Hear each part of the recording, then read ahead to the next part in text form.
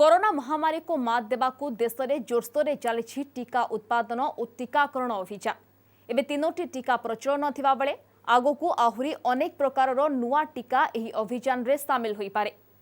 तेबे जणे व्यक्ति दुईटी डोज रे भिन्न भिन्न कंपानीर टीका नहीं पारिबो कि यह कोरोना प्रतिरोधी शक्ति बढ़ाइबो ना किछि क्षति करिबो एनेकी देश में परीक्षण आरंभ होईछि।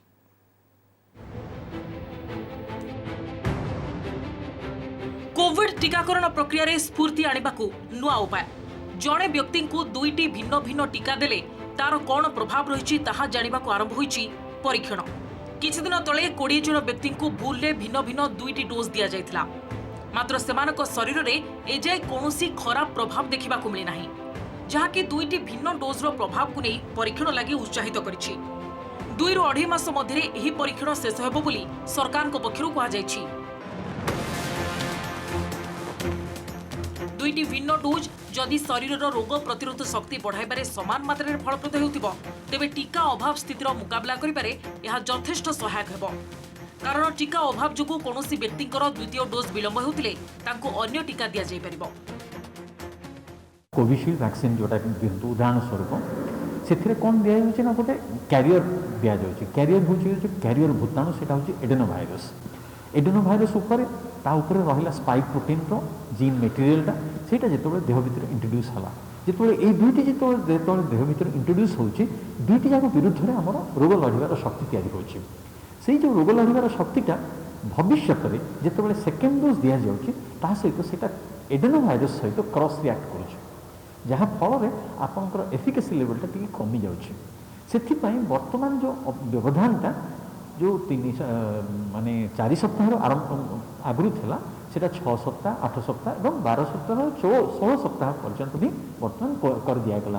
किंतु आपनकर क्षति कौन होछि सेति भितर आपनकर एक्सपोजर लेवलटा रहि जाउछि। एई क्षेत्र रे ए कॉकटेल वैक्सीन जोटा आपन कहले सेटा हुए तो काम करि पारे, किंतु भारत सरकारकर नियम अनुसार सेटा भी हमर भारत रे परीक्षण करबा दरकार, कारण इंडियन पॉपुलेशन अदर पॉपुलेशन सहित काफी अंतर रहे। सेहीपरि कोविशील्ड रो दुईटी डोज परिवर्ते गोटे डोज कोरोना विपक्ष में लड़िबा को केते सफल होउछि तार परीक्षण भी करा जिवो। कारण प्रथम द्वितीय डोज मध्य समय व्यवधान बढ़िले टीका सेते अधिक काम करुवा नजर को आसुछि। अर्थात प्रथम डोज ही कोरोना विरोध में लड़िबा पई आवश्यक एंटीबॉडी सृष्टि करि पारुथबा कहा जाउछि। सेपरि जॉनसन एंड जॉनसन और स्पुटनिक लाइट मध्य एस्ट्राजेनेका श्रेणीर टीका।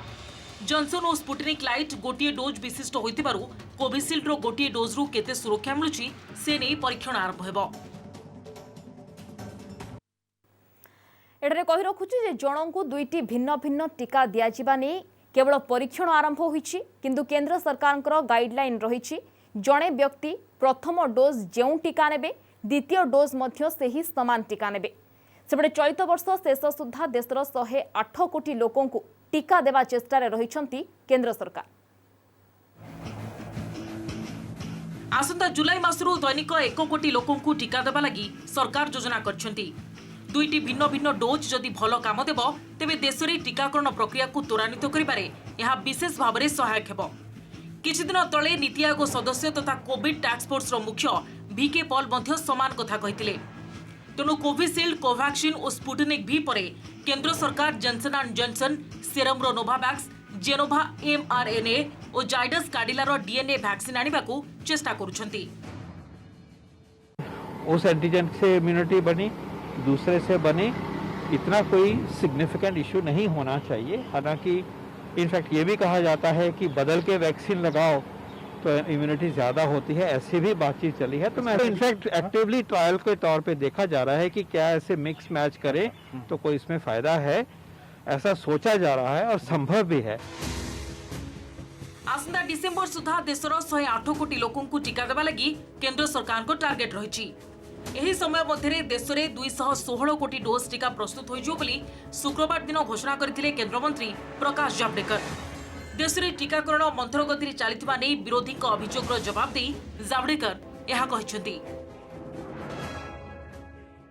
स्वास्थ्य विभाग ने दिसंबर तक 216 करोड़ डोसेस यानी 108 करोड़ लोगों का वैक्सीनेशन कैसे होगा